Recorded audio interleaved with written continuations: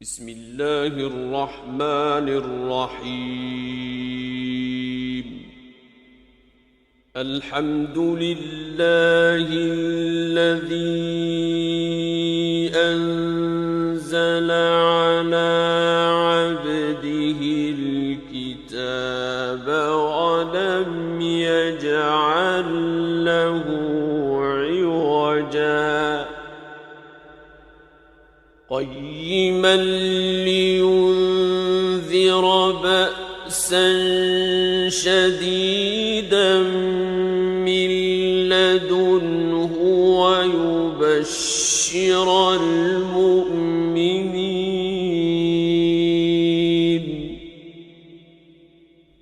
ويبشر المؤمنين الذين يعملون الصالحات أن لهم أجرا حسنا ماكثين فيه أبدا وينذر الذين قالوا اتخذ الله ولدا ما لهم به من علم ولا لآبائهم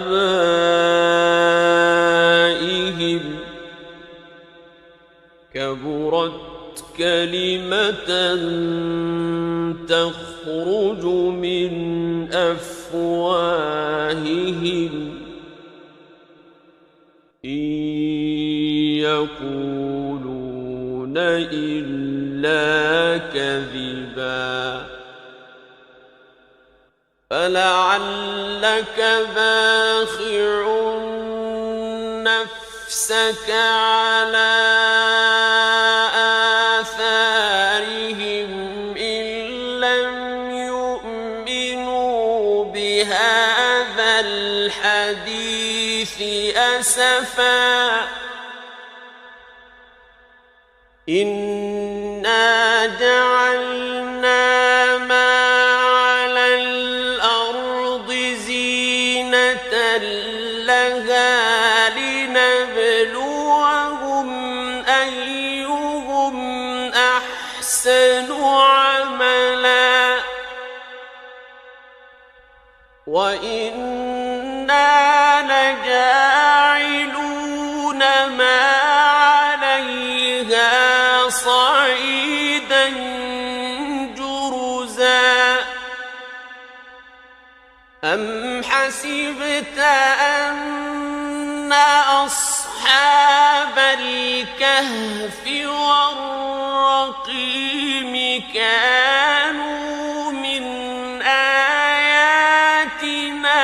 عجبا إذ أوى الفتية إلى الكهف فقالوا ربنا آتنا من لدنك رحمة وهيئ لنا من أمرنا رشدا فضربنا على آذانهم في الكهف سنين عددا ثم بعثناهم لنعلم أي الحزبين أحصى لما لبثوا أمدا نحن نقص عليك نبأهم بالحق إنهم فتية آمنوا بربهم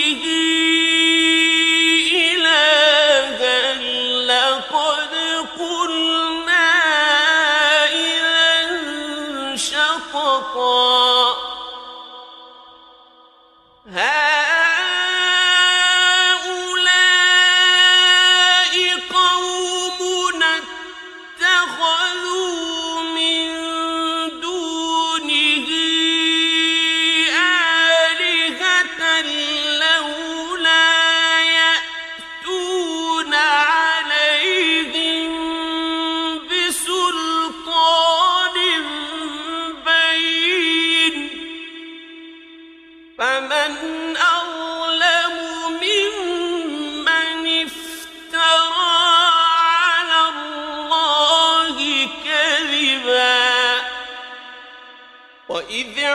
اعتزلتموهم وما يعبدون إلا الله فأووا إلى الكهف ينشر لكم ربكم من رحمته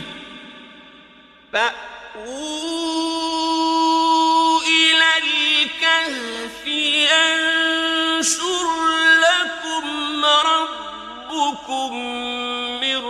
رحمته ويهيئ لكم من أمركم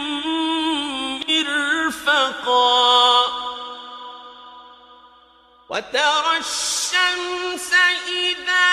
طلعت تزاور عن كهفهم ذات اليمين وإذا غربت تقرضهم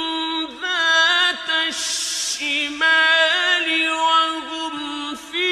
فجوة منه ذلك من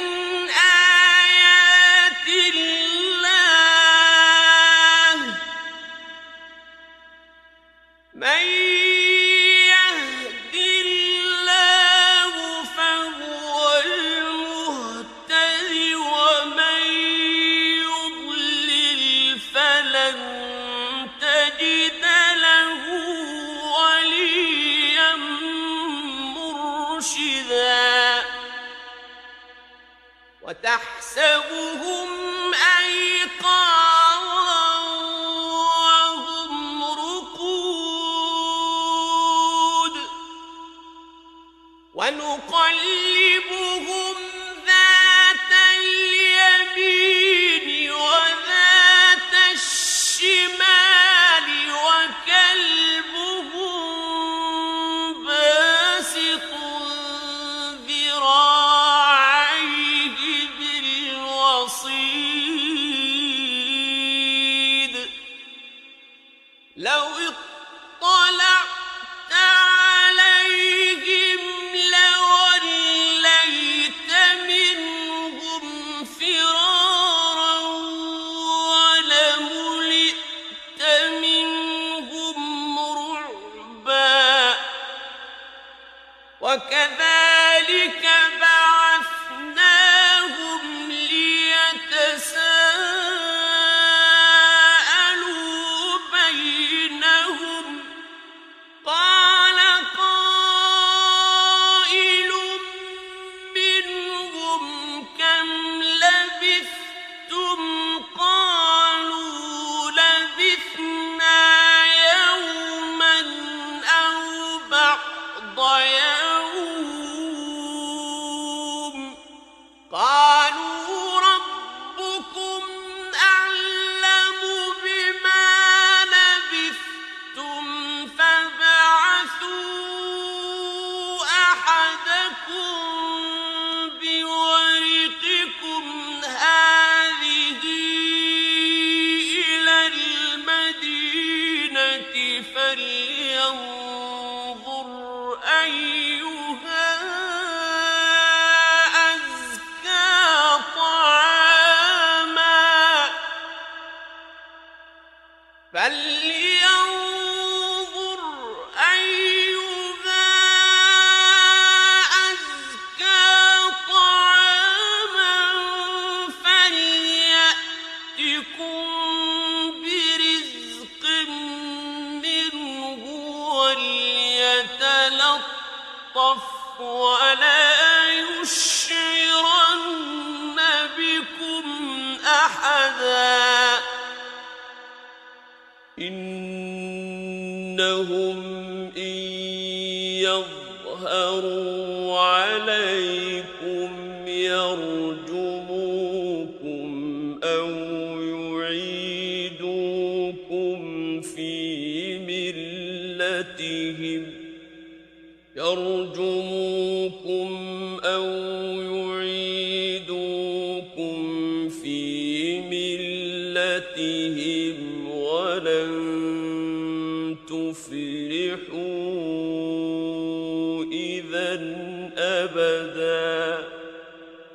وكذلك أعثرنا عليهم ليعلموا أن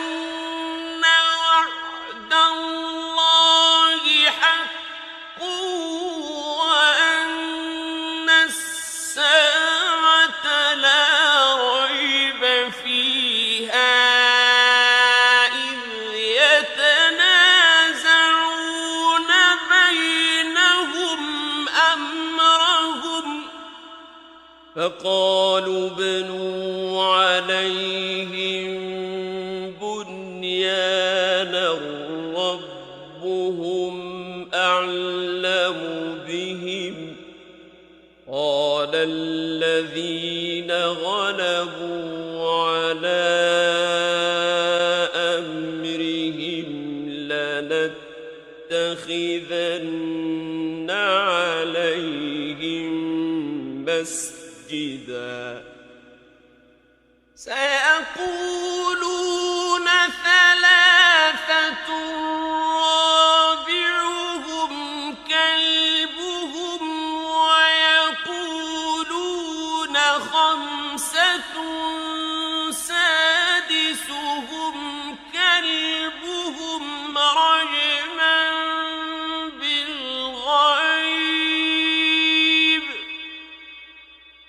رجما بالغيب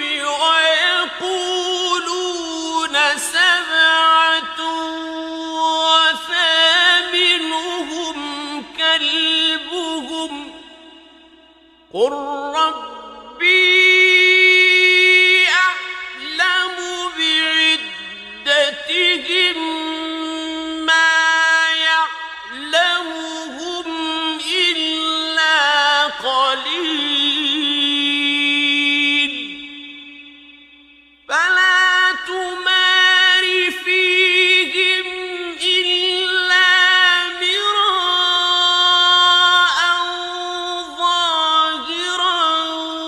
ولا تستفت فيهم منهم أحدا ولا تقولن لشيء إني فاعل ذلك غدا إلا أن يشاء الله واذكر ربك إذا نسيت وقل عسى أن يهديني ربي لأقرب من هذا رشدا ولبثوا في كهفهم 300 سنين وازدادوا 9 قل الله أعلم بما لبثوا له غيب السماوات والأرض أبصر به وأسمع ما لهم من دونه من ولي ولا يشرك في حكمه أحدا واتل ما أوحي إليك من كتاب ربك لا مبدل لكلماته ولن تجد من دونه ملتحدا واصبر نفسك مع الذين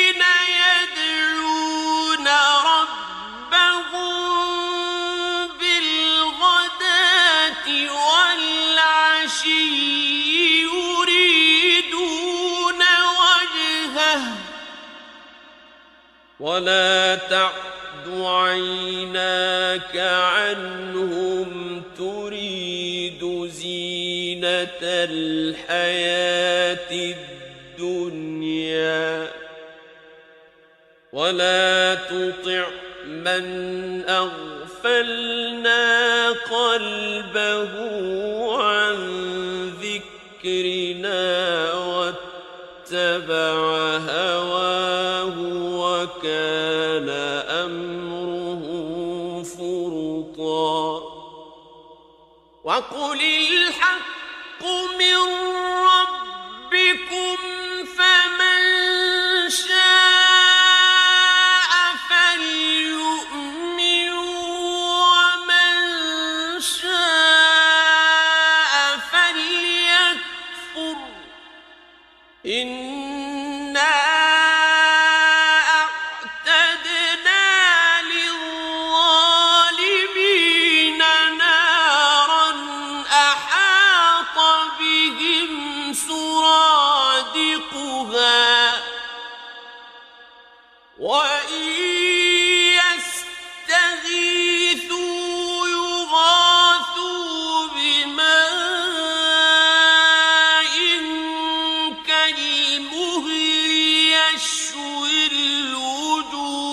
الوجوه بئس الشراب وساءت مرتفقا إن الذين آمنوا وعملوا الصالحات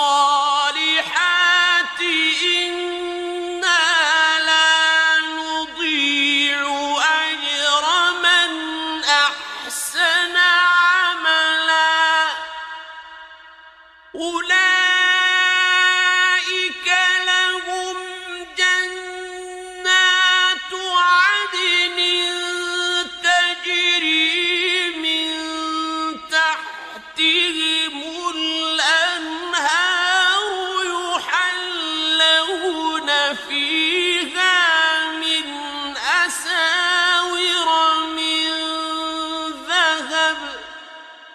يحلون فيها من أساور من ذهب ويلبسون ثيابا خضرا من سندس واستبرق ويلبسون ثيابا خضرا من سندس واستبرق متكئين فيها على الأرائك نعم الثواب وحسنت مرتفقا واضرب لهم مثلا رجلين جعلنا لأحدهما جنتين من أعناب وحففناهما بنخل وجعلنا بينهما زرعا كلتا الجنتين آتت أكلها ولم تظلم منه شيئا وفجرنا خلالهما نهرا وكان له ثمر فقال لصاحبه وهو يحاوره أنا أكثر منك مالا وأعز نفرا ودخل جنته وهو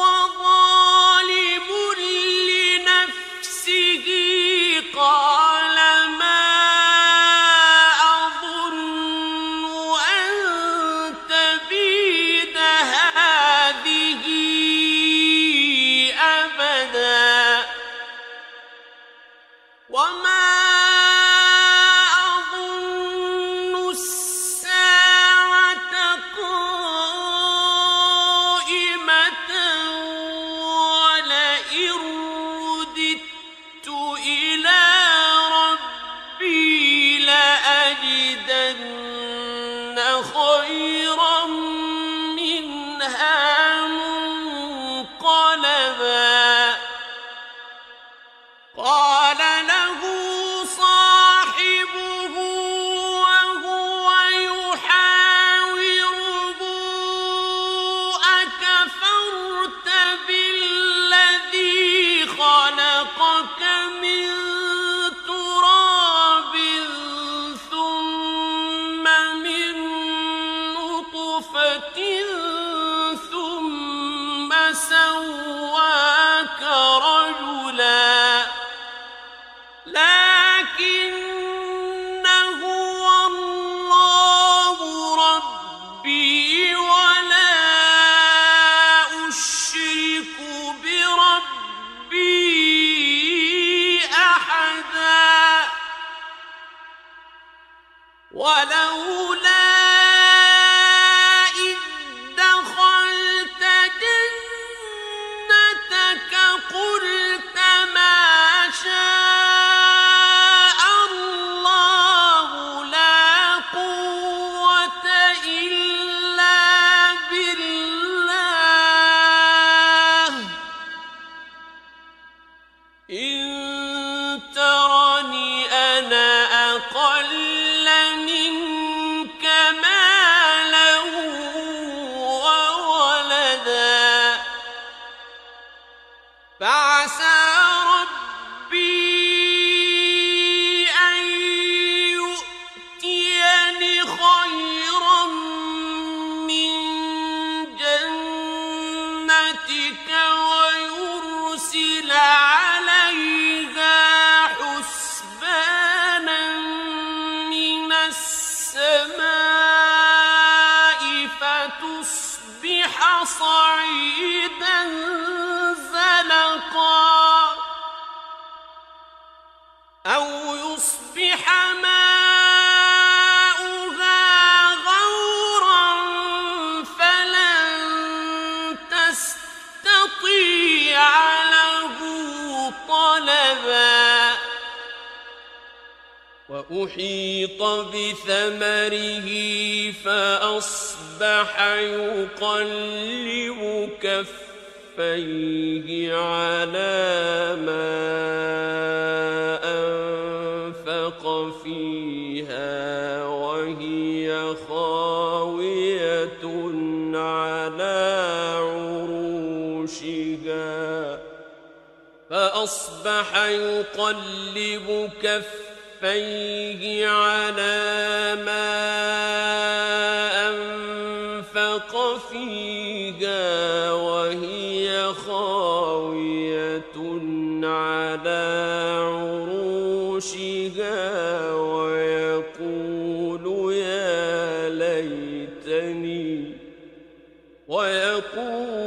يا ليتني لم أشرك بربي أحدا ولم تكن له فئة ينصرونه من دون الله وما كان منتصرا هنالك الولاية لله الحق هو خير ثوابا وخير عقبا واضرب لهم مثل الحياة الدنيا كماء أنزلناه من السماء فاختلط به نبات الأرض فأصبح هشيما تذروه الرياح وكان الله على كل شيء مقتدرا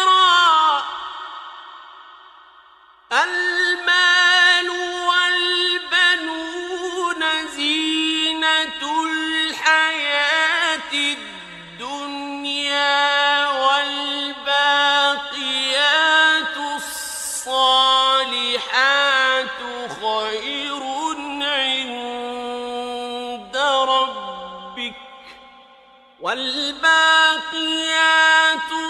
الصالحات خير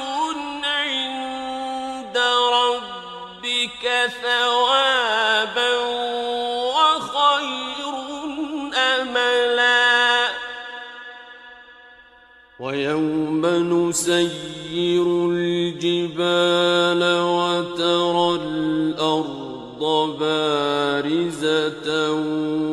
وحشرناهم فلم نغادر منهم أحدا وعرضوا على ربك صفا لقد جئتمونا كما خلقناكم أول مرة بل زعمتم أن لن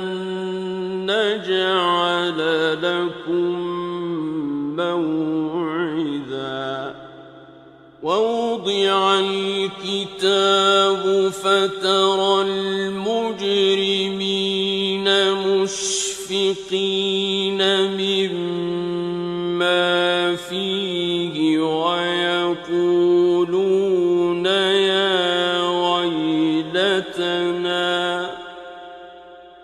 ويقولون يا ويلتنا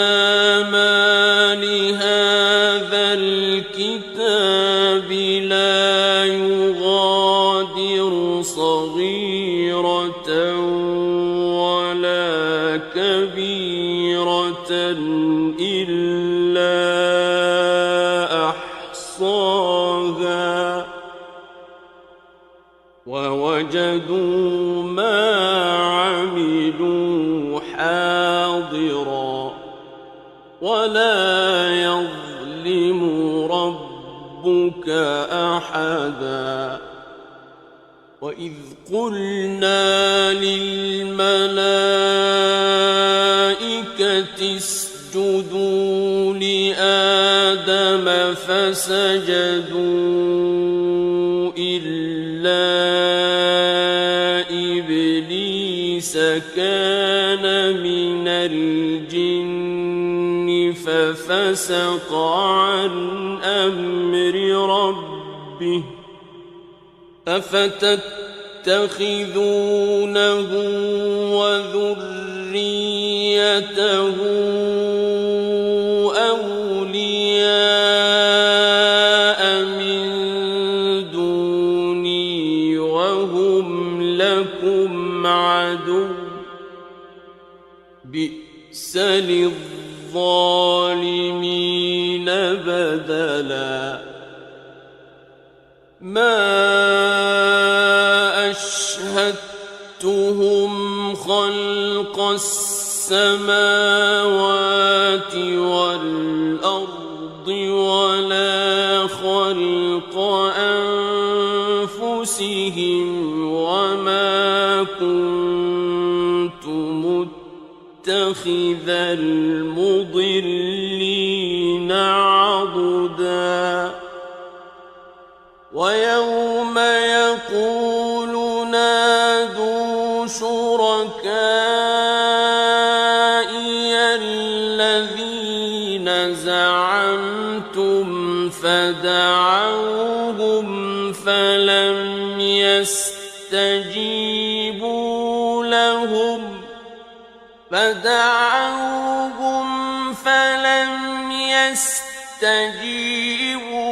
لهم وجعلنا بينهم موبقا ورأى المجرمون النار فظنوا أنهم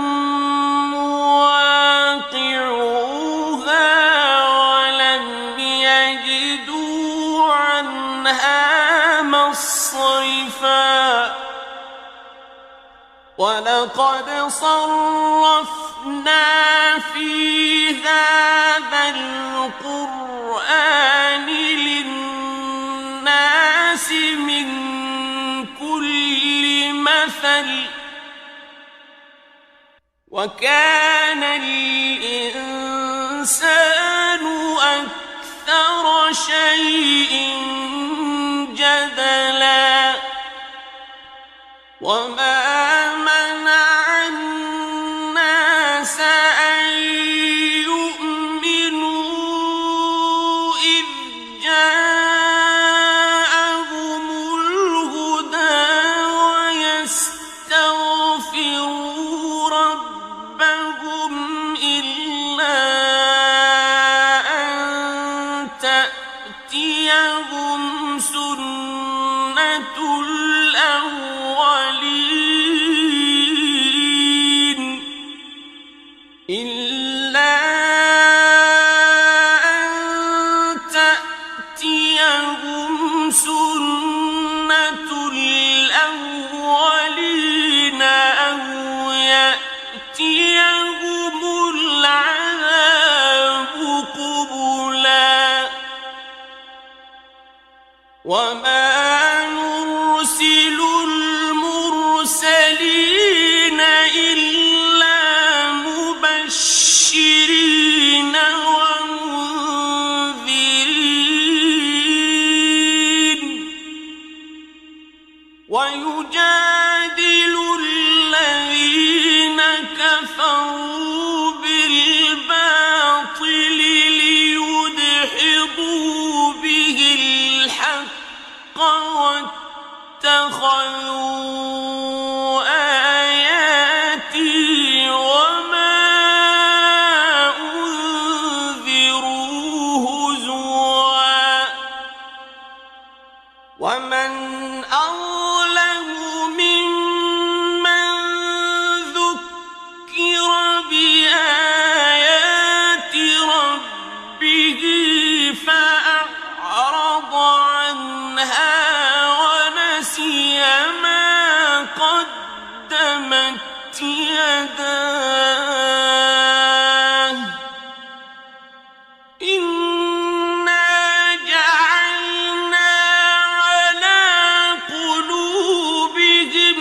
أكنة أن يفقهوه وفي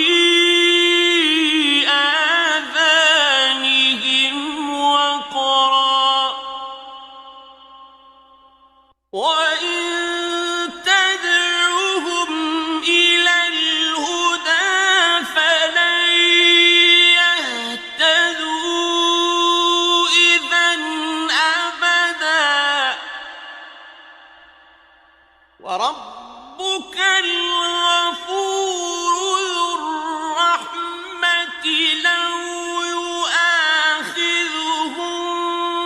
بما كسبوا لعجل لهم العذاب بل لهم موعد لن يجدوا من دونه موئلا وتلك القرى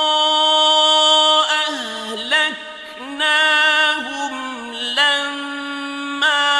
ظلموا وجعلنا لمهلكهم موعدا وإذ قال موسى لفتاه لا أبرح حتى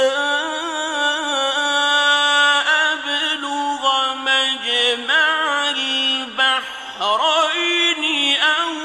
أمضي حقبا فلما بلغا مجمع بينهما نسيا حوتهما فاتخذ سبيله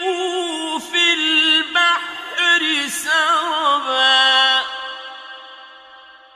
فلما جاوزا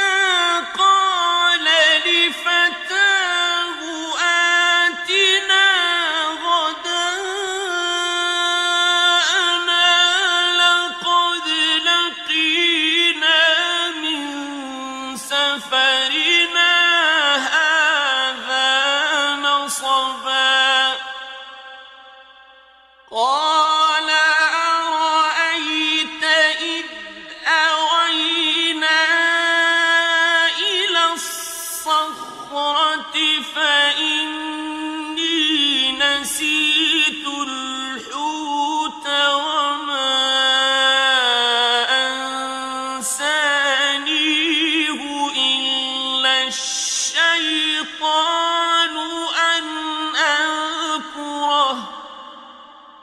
واتخذ سبيله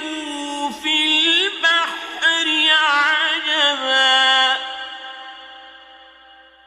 قال ذلك ما كنا نبغ فارتدا على آثارهما قصصا فوجدا عبدا من عبادنا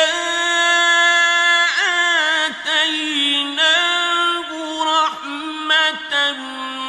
من عندنا وعلمناه من لدنا علما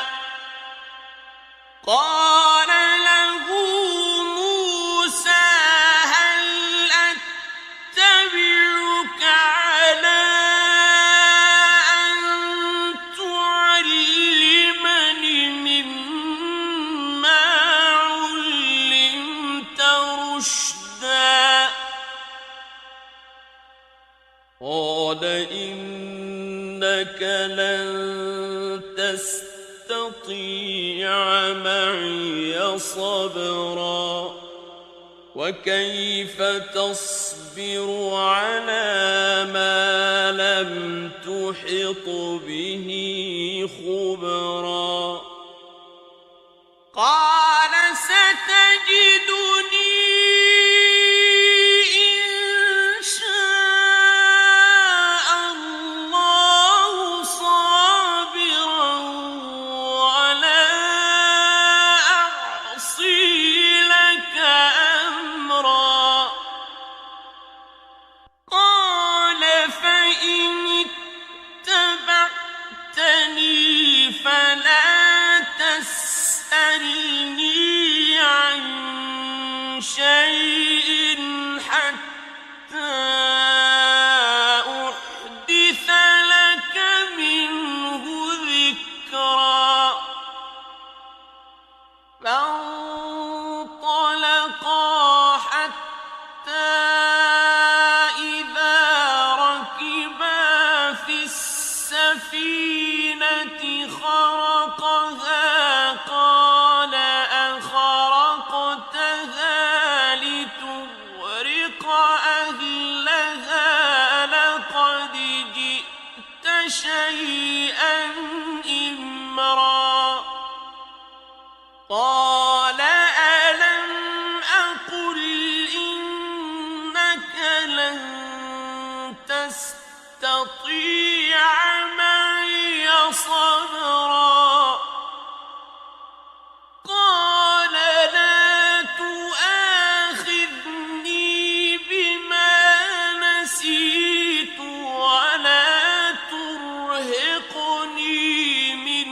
أمري عسرا فانطلقا حتى إذا لقيا غلاما فقتله قال أقتلت نفسا زكية بغير نفس لقد جئت شيئا نكرا قال ألم أقل لك إنك لن تستطيع معي صبرا قال إن سألتك عن شيء بعدها فلا تصاحبني قد بلغت من لدني عذرا فانطلقا حتى إذا أتيا أهل قرية استطعما أهلها فأبوا أن يضيفوهما فوجدا فيها جدارا يريد أن ينقض فأقامه قال لو شئت لاتخذت عليه أجرا قال هذا فراق بيني وبينك سأنبئك بتأويل ما لم تستطع عليه صبرا أما السفينة فكانت لمساكين يعملون في البحر فأردت أن أعيبها وكان وراءهم ملك يأخذ كل سفينة غصبا وأما الغلام فكان أبواه مؤمنين فخشينا أن يرهقهما طغيانا وكفرا فأردنا أن يبدلهما ربهما خيرا منه زكاة وأقرب رحما وأما الجدار فكان لغلامين يتيمين في المدينة وكان تحته كنز لهما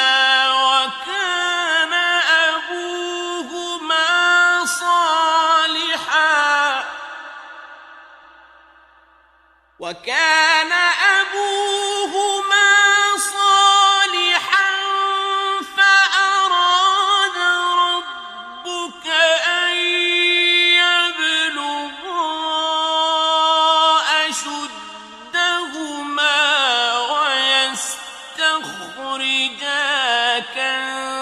كنزهما رحمة من ربك وما فعلته عن أمري ذلك تأويل ما لم تسطع عليه صبرا ويسألونك عن ذي القرنين قل سأتلو عليكم منه ذكرا إنا مكنا له في الأرض وآتيناه من كل شيء سببا فأتبع سببا حتى إذا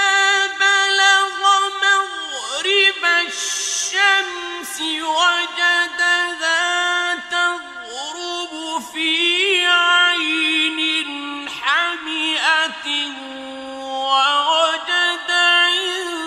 عندها قوما قلنا يا ذا القرنين إما أن تعذب وإما أن تتخذ فيهم حسنا قال أما من ظلم فسوف نعذبه ثم يرد إلى ربه فيعذبه عذابا نكرا وأما من آمن وعمل صالحا فله جزاء الحسنى وسنقول له من أمرنا يسرا ثم أتبع سببا حتى إذا بلغ مطلع الشمس وجدها تطلع على قوم لم نجعل لهم من دونها سترا كذلك وقد أحطنا بما لديه خبرا ثم أتبع سببا حتى إذا بلغ بين السدين وجد من دونهما قوما لا يكادون يفقهون قولا قالوا يا ذا القرنين إن يأجوج ومأجوج مفسدون في الأرض فهل نجعل لك خرجا على أن تجعل بيننا وبينهم سدا قال ما مكني فيه ربي خير فأعينوني بقوة أجعل بينكم وبينهم ردما آتوني زبر الحديد حتى إذا ساوى بين الصدفين قال انفخوا حتى إذا ساوى بين الصدفين قال انفخوا حتى إذا جعله نارا قال آتوني أفرغ عليه قطرا فما استطاعوا أن يظهروه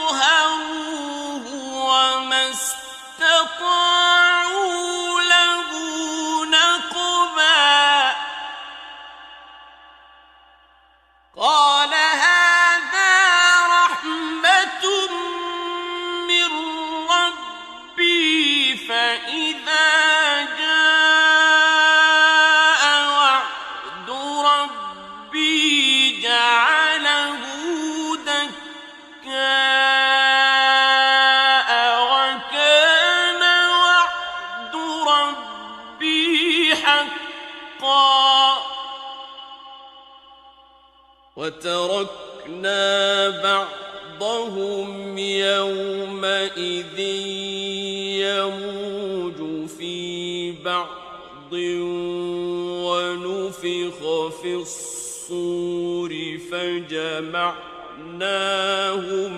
جمعا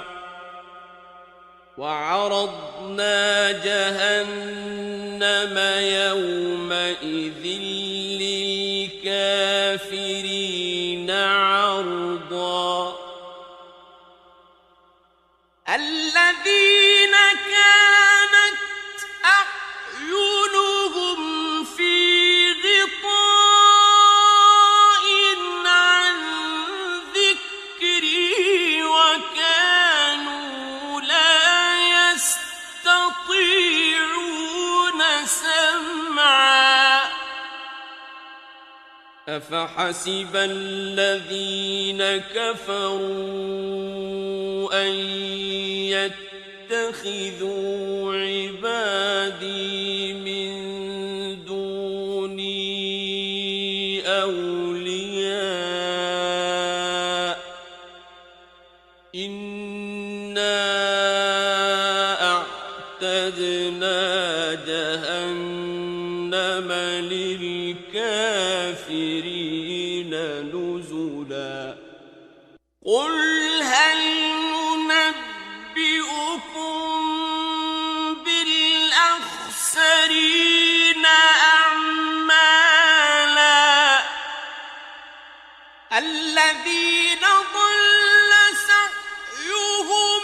في الحياة الدنيا وهم يحسبون أنهم يحسنون صنعا أولئك الذين كفروا بآيات ربهم ولقائه فحبطت أعمالهم فلا نقيم لهم يوم القيامة وزنا ذلك جزاؤهم جهنم بما كفروا واتخذوا آياتي ورسلي هزوا إن الذين آمنوا وعملوا الصالحات كانت لهم جنات الفردوس نزلا خالدين فيها لا يبغون عنها حولا قل لو كان البحر مدادا لكلمات ربي لنفد البحر قبل أن تنفد كلمات ربي لنفد البحر قبل أن تنفد كلمات ربي ولو جئنا بمثله مددا قل إنما أنا بشر مثلكم يوحى إلي أنما إلهكم إله واحد فمن كان يرجو لقاء ربه فليعمل عملا صالحا يشرك بعبادة ربه أحدا